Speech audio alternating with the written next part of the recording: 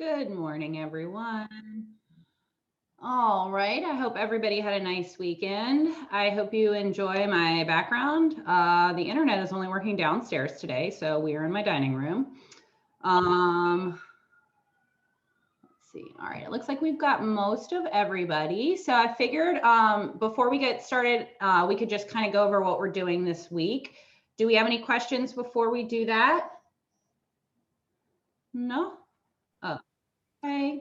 You did say that the quizzes will be over, like the first quiz will be over the first half of the lecture, second quiz, second half of the lecture, and the readings. No. Quiz 1 will be lecture 1 and reading 1. Quiz 2 will be lecture 2, reading 2. So quiz 1 will be everything we went over from the first module, and quiz 2 will be everything we go over in the second module.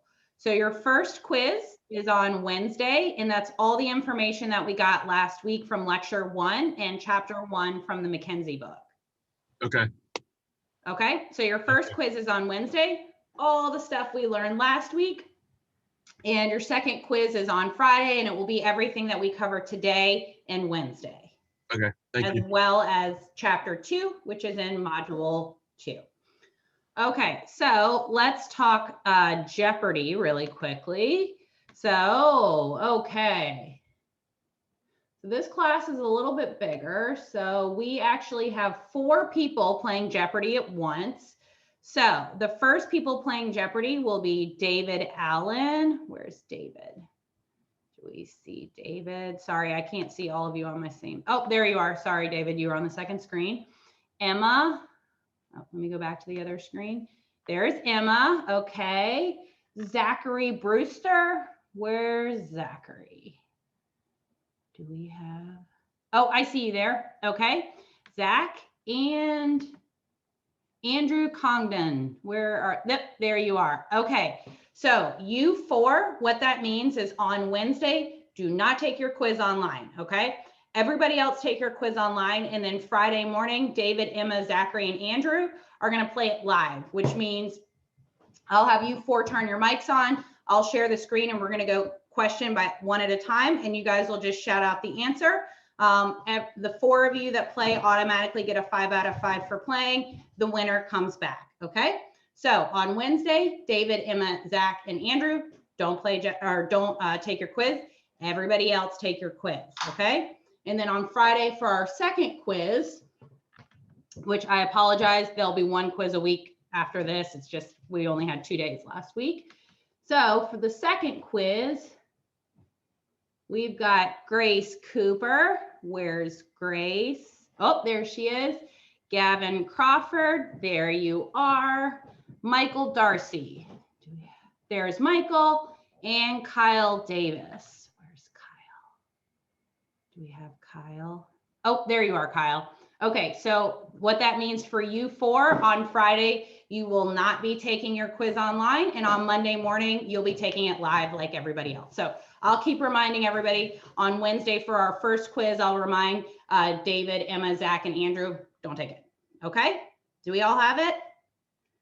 Okay, any questions before we begin our second lecture? No questions? All right. Sorry, one question. Oh, yep. What's up, Kyle? So you said if we do the Jeopardy, that's automatic 5 out of 5. Is that what you said? Provided that you play. Like you don't get to not, if you like don't show up for class, then you get a 0. Okay, thank you. Does that make sense? We good? Okay. Any other questions? Sorry, I can only see I can't see the second half of the screen or the first half. So if you have a question, just feel free to shout it out. Like if you're on the second screen, I can't see you waving. Okay. All right. Here we go. So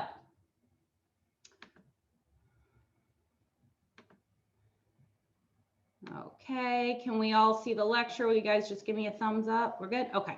All right, so I'm going to apologize in advance.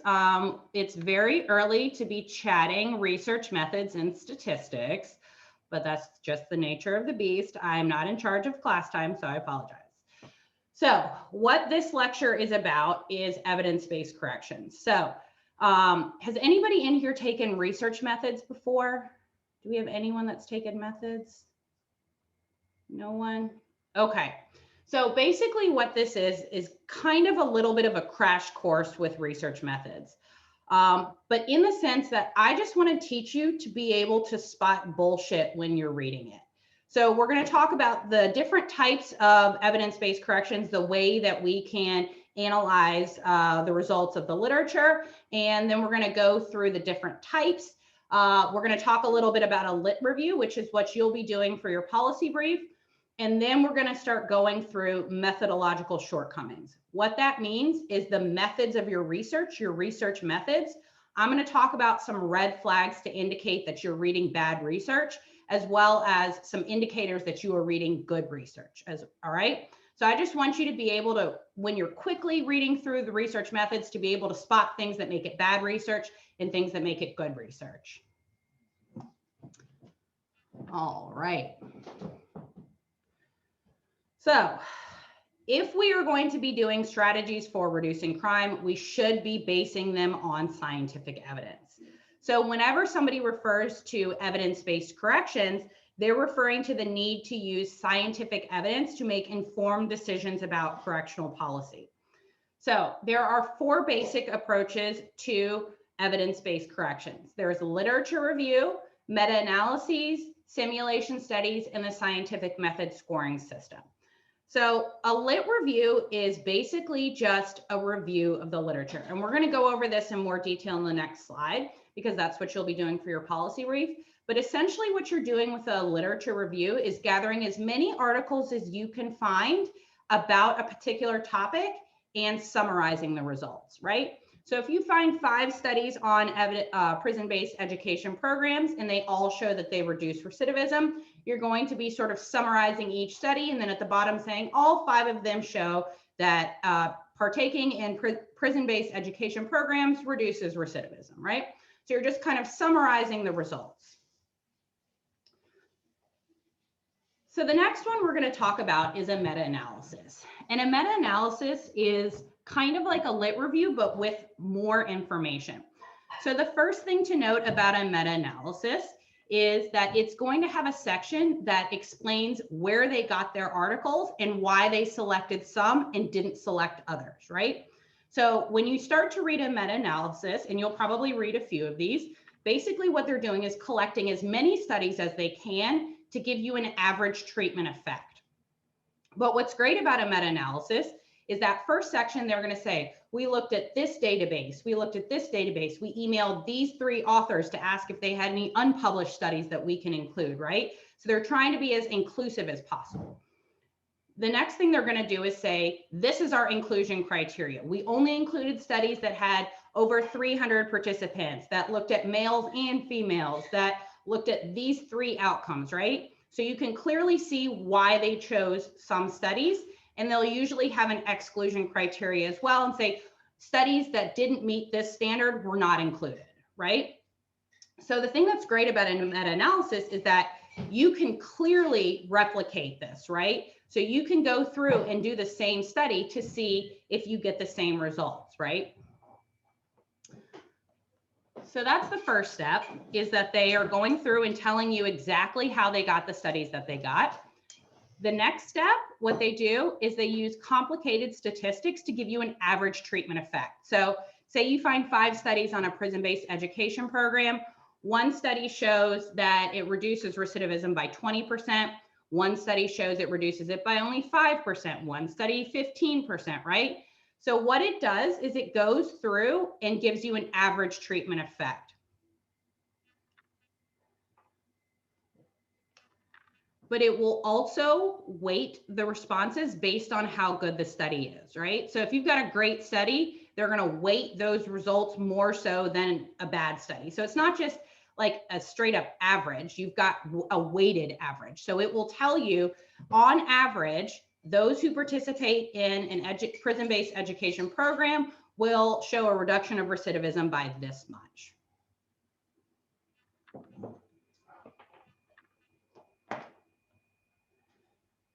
So the next kind is a simulation study. And this is, I believe I gave this example the other week in class. So basically a simulation study is an ongoing algorithm to predict the future. So you've got this algorithm set in place, and anytime you input different information, it's updating it to predict what might happen in the future. So the example that I gave when I was in grad school, we created this, the system is called CODIS. It was Correctional Operation Trend Analysis System. So we set it up so every time a correctional officer input a disciplinary infraction or any sort of violence or incident in their institution, it would show up on the warden's dashboard, right? So if there were 3 violent incidents, that might raise the threat threshold, and that will let the warden know, like, hey, you might have some violence in this wing of your prison. Or you can see by facility or by region, right? So that's a simulation study, is that it's an algorithm that you're constantly giving information to, and it's giving you a predicted outcome.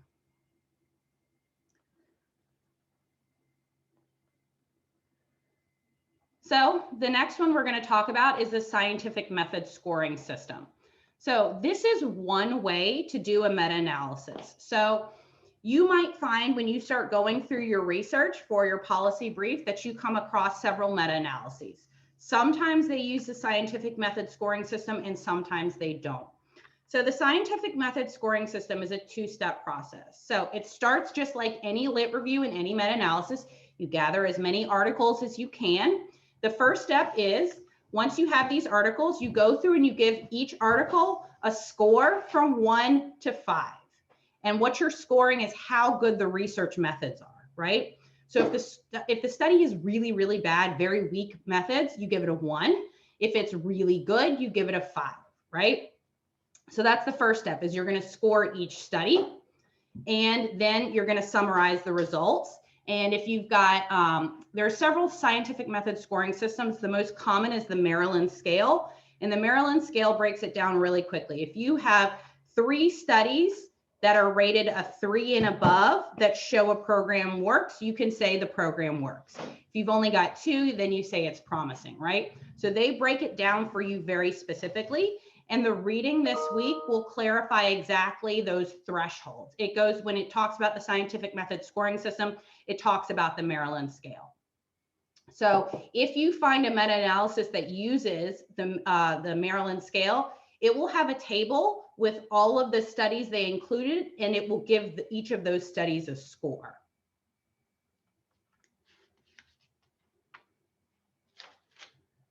All right, questions about this before we get into lit reviews? All righty. So we're going to talk a little bit more about lit reviews, specifically because this is what I'm asking you to do. So lit reviews are really common. You've probably had to do them in multiple classes before, but it's traditionally been used to determine whether there's evidence that a particular program, strategy, or policy is effective in producing whatever outcome you're looking for. So for us, a lot of our studies, we're going to be looking at the effect on recidivism, right? Reducing crime. You might be looking at, so for instance, if you look at drug treatment programs, your outcome might be, does this reduce drug relapse or something like that? So it doesn't necessarily have to be recidivism. Some of your studies may not have that as your outcome. So the reviewer here is usually someone that's somewhat knowledgeable about the topic so that they're able to pull studies together that are saying the same thing or focusing on the same area. And you're examining the studies and drawing conclusions about the finding based on the direction and the significance of the results. So you always want to look at the direction, right? So is this program increasing or decreasing recidivism, right? Is it increasing or decreasing drug relapse? Is it increasing or decreasing employment, right? So you always want to tell us that. And the next thing that we want to talk about is it significant? So is the finding strong enough that this researcher is saying, yep, I trust this finding so much that if you implement a similar program, you're going to have similar results. So we're going to go more into statistical significance on Wednesday. So we'll just kind of put a pin in that. But basically, significance means that the author says these results are so strong that we trust that if you implement this program, you'll see similar results. So here is the problem with literature reviews. So if you recall, when I was talking about a meta-analysis, there's that whole section at the beginning that says, these are the databases I searched. This is my inclusion and exclusion criteria. We don't do that for a lit review. It's highly subjective, meaning you can have 2 or 3 students doing the exact same topic and come up with wildly different conclusions, right? And it's all just dependent on what articles they have access to and why they choose to include or exclude an article. So whenever you do a lit review, you don't write a section at the beginning saying just that. You just go in with prison-based education programs are such and such. All 5 of the articles that I found show that it reduced recidivism by up to 20%, right? So a lit review is highly systematic or highly unsystematic and very subjective, right?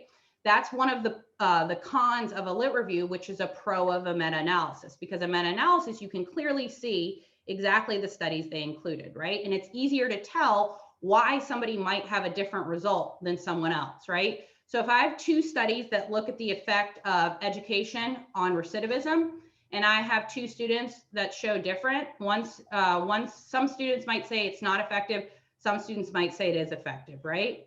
It's hard for me to tell the difference. If it was a meta-analysis and I saw that one meta-analysis showed that it didn't work, and I realized that they were only looking at juveniles, and another group showed that it did work, and I realized they were looking at adults, that's probably why, right there, because of, adults are less likely to commit another crime, age crime curve, right?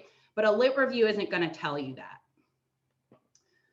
So since it's so subjective and it's not systematic, because you aren't following that criteria of I'm only including these articles and I'm only excluding these articles, it's really difficult to replicate, and it's hard to identify why differing people might show different results.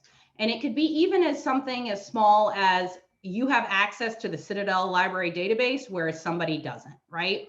So we are blessed in that we do have access to so many scholarly articles for free. People that don't have access to that, they will click on an article and it will ask them to pay $45 to get it. We get it for free. So the only time you cannot do a lit review is if there aren't any articles to review, right? So you have to have articles that have assessed the effectiveness of some sort of program or policy if you're going to then summarize the results of those articles. So in the next couple of days, we're going to be talking about topics for your policy briefs. And I encourage you to pick something that you're interested in, because you're going to be working on this all semester. So occasionally I have students that will take to Google to find an interesting prison-based rehabilitation program. That is totally fine. The only problem is sometimes they'll say, hey, I can't find any articles on this because they found some very obscure program in like a Portuguese prison, right? And they may not have any articles on that. That doesn't mean you can't do that. Just have a conversation with me and I can usually find a way for us to do that. So a perfect example, I had a student that found a weightlifting program in a European prison, and there were only 2 articles on the effectiveness of weightlifting programs, and you need 5 for your policy brief. So I just suggested that we opened it up to physical fitness, right? Instead of just weightlifting, so that they were able to get those 5 articles. So please, if you want to do some research about programs or policies, but like I said, if you are having trouble finding articles, have a convo with me and we can probably find a way that you can include the thing that you're interested in. But that's the only time you can't do a lit review, is when there just aren't articles for you to review.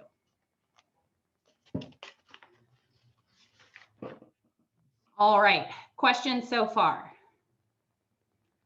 Okay. All right, so here's where I'm going to give you a bit of a crash course in research methods. I'm going to give you red flags that indicate you're looking at shitty research and some indicators that show that you're looking at good research. So as you start doing research, you will be surprised how many shitty articles are published, which is why it's very important for you guys to be knowledgeable researchers and know when what you're reading is bullshit.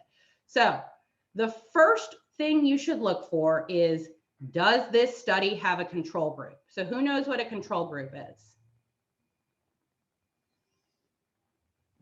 Just a group that stays the same from the beginning of the experiment to the end. Exactly. So let me give you an example. If you read a study that says We looked at 300 people that went through a prison-based rehabilitation program, and they only recidivated at 8%. What is that telling us? Is that telling us anything at all?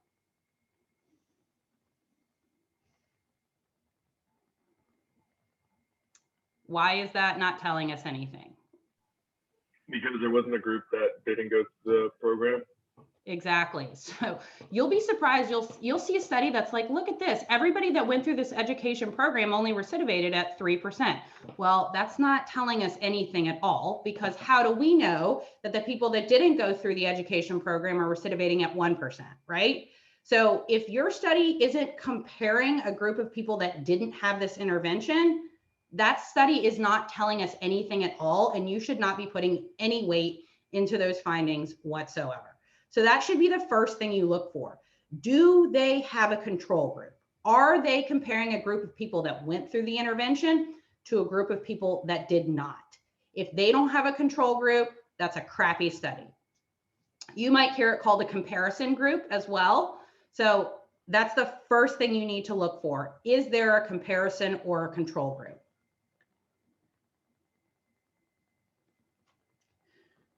Like I said, this is really important because you can't tell if a program worked if you don't have anybody to compare it to. So that's very important. So that leads us to the next question. So say you've determined that your study has a control group. That's good, right? The next step that you want to look for is, how did the researcher choose who went in the treatment group and who went in the control group, right? So I'll give you a perfect example. This is the example I like to use. So what if I'm trying to do an experiment and I want to see if coffee makes you faster, right? So I have 10 students that I'm going to give coffee to and 10 students that I'm not, right? I've got my 20 students together. I give the 10 students a cup of coffee. They finish it. I line up the 20 students and they race, right? So I've got my treatment group that had the coffee and my control group that did not have the coffee, okay? So I analyzed the results and it looks like the people that drank the coffee ran 3 times faster than those that didn't, right? So what's the problem with that? If all the people who drank the coffee were already faster than all of those that didn't. Oh yeah, perfect, John.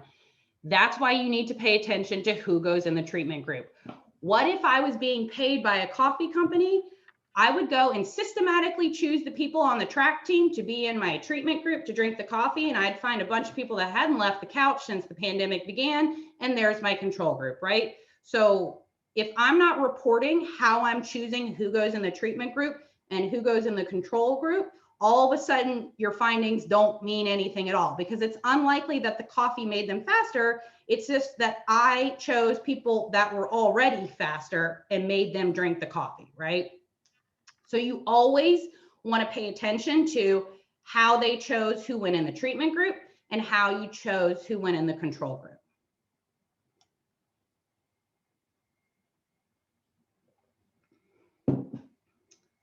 So the best way to do that is with randomization.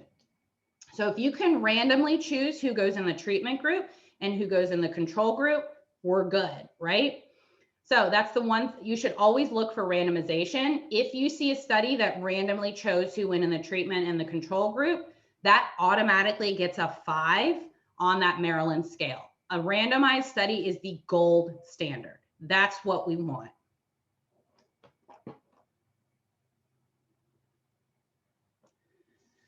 So when I was an undergrad, I had a little bit of trouble understanding why randomization made a difference. And a professor explained it to me really well.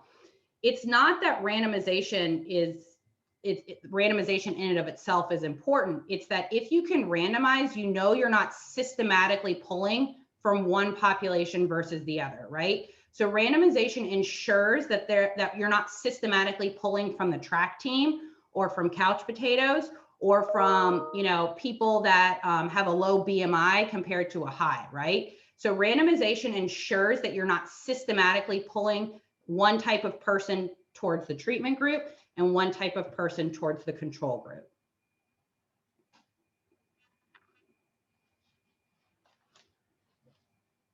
So randomization can remove what we refer to as systematic bias, that we are systematically, right, choosing people from one group to go into the treatment versus the control group. So when you go through your correctional studies, it's going to be pretty rare for you to find a randomized study. It'll happen every now and then, but in practice, in social science research, it's really hard to do randomization. So medical research is almost always all randomized, but it's really hard to do that in practice. So for instance, I was meeting with a warden a few years ago who wanted to have me study his dog, prison-based dog training program. And he was like, you know, I want you to be involved from the beginning, which is always great. So of course I pitched randomization. Let's randomly choose which inmates go in the dog program and which inmates we're going to follow as the control group. Who can come up with some reasons why that might not work in a prison environment? Gang affiliation or violence level. Yeah, I got shot down pretty quickly. What else, Sam? I mean, if you've got one guy who's, you know, in for triple murder, I think his rehabilitation process is going to be a little different than a guy who got busted with a little bit of weed or something like it. Just two completely different animals. Yes, you're right. Okay. Although murderers have the lowest recidivism rate of those that are released from prison, like when you're not comparing lifers or those that get the death penalty, those convicted of homicide that get released from prison have the lowest recidivism rate. Usually because it's a crime of passion, they're not going to do it again. And I would hope, Sam, that we're not in prison for a small amount of weed. Like, what a waste of prison space. That's insane. But you're right. We want to make sure that our groups aren't super systematic.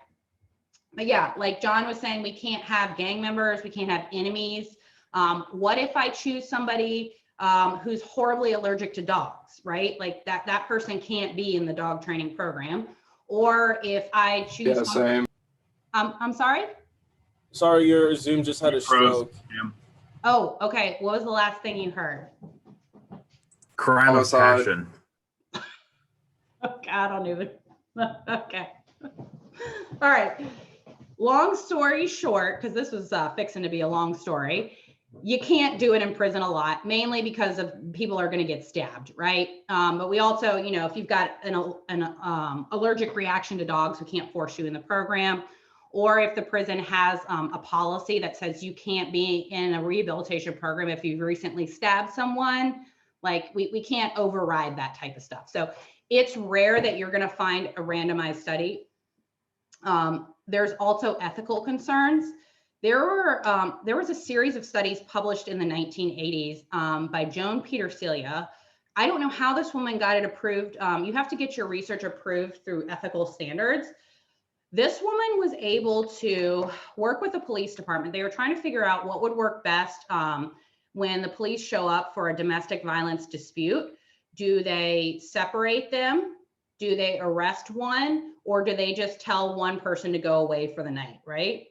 Joan Petersilia was able to get approved a study that when the police showed up for domestic violence incident, a computer randomly decided whether you got arrested, you were told to separate, or the police just drove you to a different location.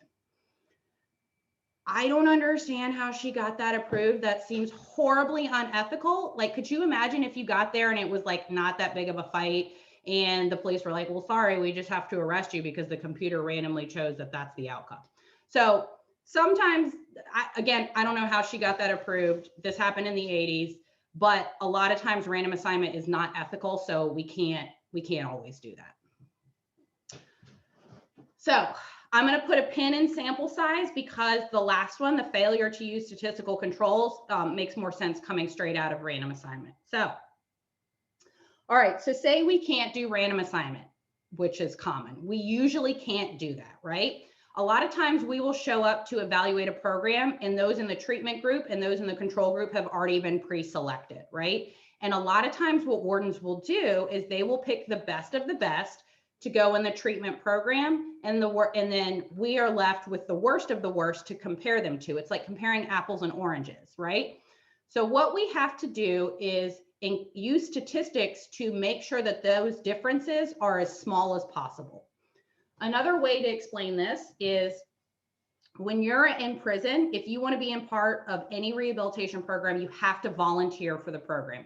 We cannot force you to do that, right? So this is what's referred to as self-selection bias, right? So if we've got a program that you have to volunteer to be a part of, whoever volunteers for a prison-based rehabilitation program, there's something inherently different about them than somebody that is given the opportunity to volunteer for this program and says, nah, I'm good, right? So that's self-selection bias. They have self-selected themselves into a treatment program. And now we're comparing these people that have this sort of motivation to be rehabilitated to those that don't have that motivation, right? So there's something systematic about who's going in the treatment group and who's going in the control group, whether it's the warden that's chosen the best of the best, or it's just volunteer based, right? So whatever is inside of you that makes you volunteer, I can't measure that, right? I can't, like, how would we measure whatever this unknown thing is inside of you that makes you volunteer? The best thing that we can do is gather as many proxies for that as well, all right? So who can think of several variables that might affect whether you participate in a program or might affect whether you're more or less likely to commit another crime upon release? So what affects those things? You could say like gang affiliation. Gangs, right? Are you gang affiliated? What else should we probably be controlling for? Would like prison reputation be one? Oh, Like, yeah. Yeah, I would use disciplinary infractions, right? So a lot of prisons, you can look at the number of violent versus non-violent disciplinary infractions, right? So we can control for that. What else?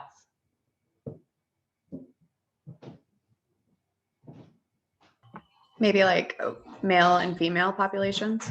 Oh, yeah. If you're comparing, so if your treatment group is made up of females and your control group is males, it doesn't matter what you're studying. It's going to look like it works because females are less likely to commit crimes, right? The other things you want to think about are age, right? What if our average age of our treatment group is 50 and our average age of our control group is 20, right? Your control group is right in the middle of the age crime curve. It doesn't matter what we're studying. Your control group is going to do worse, right? So these are the types of things that we can statistically control for to make sure that that treatment group and that control group are as equal as possible, so that when we're looking at, so that what we're trying to do is make sure that the only thing that's different between these two groups is this intervention, right? I mean, it's impossible to control for all the things in the world, but we do the best that we can, right? And correctional facilities usually have a lot of information. The data set that I used for my dissertation had 3,000 variables. So you don't want to include all 3,000. I'm not going to get into that, but that makes the statistics go haywire. So you have to clearly choose which work best together, right? So the more variables you can include to make sure that treatment group and that control group are as equal as possible, the more reliable your results are going to be. So when we start going through your articles, the first table, table 1, in like 99% of your studies is going to be a list of all those variables that they're controlling for, which means what they're doing is being able to tell the independent effect of the treatment on our outcome, like recidivism, holding all of those things constant. So we know it's not gender or gang affiliation or age or race or whatever causing this, it's our intervention. So if you're looking through that table 1 and they're not controlling for age, that's a really big problem. That's pretty rare. I doubt a study would get published like that, but you'd be surprised how many shitty studies are out there. All right, so the last thing I want to talk about is sample size. So the more people that are in your study, the better. It just makes it easier to find a pattern, right? If you're looking at 100 people versus 3 people, you're going to be able to see a pattern better in 100 people. Even if you see that pattern in 3 people, it's going to be wildly unstable, right? You add 2 people, that pattern might disappear. So the more people in your sample, the easier it is to identify a pattern. Whenever you're using statistics, the magic number is about 150. Anything under 150 and your statistics become wildly unstable, meaning you might have a negative significant relationship. You add 15 people to your sample and it becomes positive non-significant. So when you're going through your articles, you always want to notate the sample size. And if it's less than 150, that's a limitation.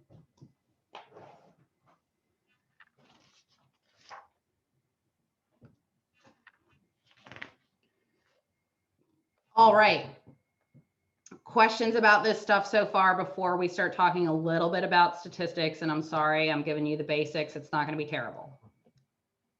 Questions? All right, so what I'm going to do now is give you a list of statistical terms, statistical analyses that indicate that what you're looking at is good research. So if you see the word regression, that is good. Whether it's OLS regression, you don't have to write all this down. Logistic regression, binomial regression, negative Poisson regression, doesn't matter. If you see that word regression, that is good. If you see the word correlation, that is bad. And let me explain why. So anybody that's ever taken a statistics class or just heard about statistics a little bit, have you ever heard of the term bivariate correlation? Bivariate means two variables. They are looking at your treatment and your outcome, right? So let's go back to that coffee example. If we did a correlation, we're looking at coffee versus speed, right? Is that going to show that there's a relationship? Yes. If we want to include whether you're on the track team or not, we need to do a regression because a regression is multivariate, meaning it's more than two, meaning we can control for the independent effect of other variables, right? So if we're looking at the effect of coffee on speed, and we're also controlling for if you're on the track team, we have to do a multivariate regression, and it will tell us the independent effect of coffee on your speed and being a member of the track team on your speed. So if you're looking at just a correlation, they are not including any of those statistical controls that we talked about. They're not trying to make that treatment and control group as similar as possible. They are simply comparing participation in that treatment group or control group and your outcome. So it's missing a whole lot of very important information. So if you see the word regression, it's probably got that long table 1 that shows all of those variables that they're including in the analysis. So if they don't have that, if they're just doing a correlation, that's a bad study.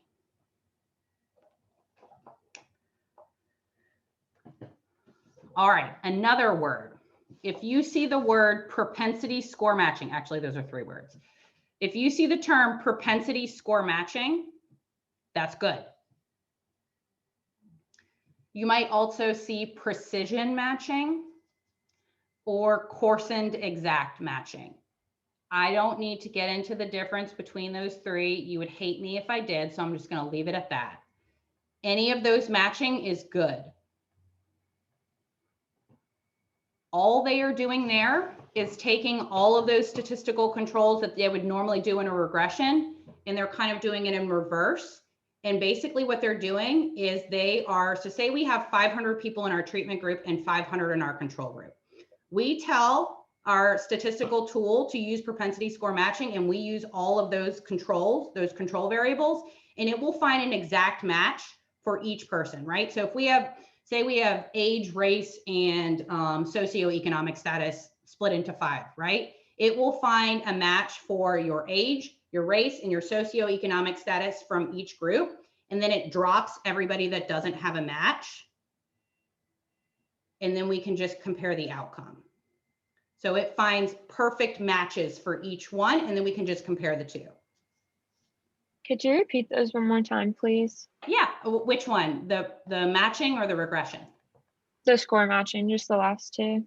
Yeah, so the matching, what we're doing is we're taking those variables that we would usually include in a regression to get that independent effect, and we are finding a perfect match from someone in the treatment group to the control group, right? So if we have a 21-year-old white female that comes from a poverty-stricken household, single parent household, we'll find a 21-year-old white female poverty-stricken single parent household to match from the control group. So it finds perfect matches for everybody. And then anybody that didn't have a perfect match, it gets rid of. So our control group and our treatment group are perfect matches of each other. So when you do propensity score matching, you can just usually look at just the outcome without any other statistics after that, because the groups are already equivalent. Whereas when you do a regression, you got to include all of that stuff and it'll tell you afterwards. Does that make sense? So if you see regression or any sort of matching, that's good. If you see correlation, that's bad. So the last statistical test that I'll teach you about is called survival analysis. If you see that, that is good.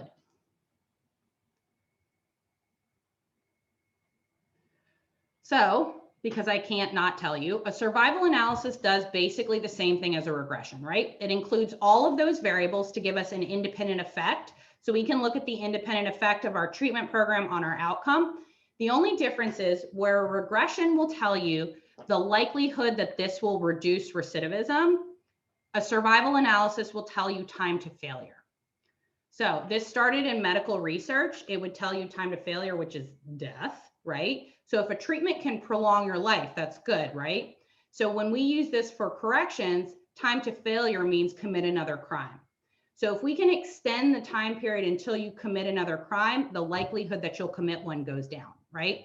So if you use a survival analysis, it will tell you the independent effect of your treatment on how many days that will extend time to failure, right? So being a part of an education program will extend time to committing another crime to a year, right?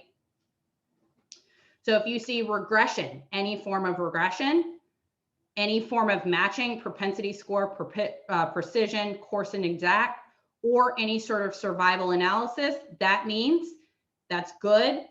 We're doing good statistics and we're doing our best to deal with the fact that our treatment group and our control group are very different. We're trying to equalize those differences. So if you see the phrase group equivalency, that means they've done something to make sure that there's no systematic difference between that treatment group and that control group that is probably driving your result. That was a lot of statistics for 9 in the morning, and I'm very sorry. Do we have any questions? Okay, so what we're going to do for, so the last part of our lecture, we just have one more slide to go over, which we're going to do on Wednesday. But then after that, what I'm going to do is pull up some sample articles, and I'm going to show you exactly the things you need to be looking for your policy brief. And we'll be practicing finding those things, pulling them where they need to go, understanding what they mean. But the other thing that I want to do is show you the different parts of a scholarly article that you should read. So a lot of students get really frustrated when they read scholarly articles because there's a lot of information in there that goes over their head. But there's also specific sections of those articles that will make sense to you. And there are part of those articles that will make sense to only me. So I'm going to show you the areas to read and the areas to avoid. So a perfect example, a lot of times students, when they see a scholarly article, will skip straight to the results. Never read the results section because it's going to be full of logistic regression coefficients, which don't mean shit to you guys. You're going to skip to the discussion, which says this program will reduce recidivism by 20%. Okay. So I'll show you the parts of the article that I don't recommend that you read, and I'll show you the parts of the article that will make sense to you, as well as where to find the things that you need for our policy brief, and we're going to practice in real time on Wednesday. Questions? No questions? All right. Okay, well, we are done talking about statistics. So sorry. On Wednesday, we're going to take our first quiz, and just a quick reminder, we have David Allen, Emma Bagger, Zachary Brewster, and Andrew Condon. Don't take your quiz on Wednesday. We're going to do it live on Friday morning. Okay? Any questions for me? All right, well, I'll see everybody on Wednesday. Thank you. Thank you. Have a good one. Yeah.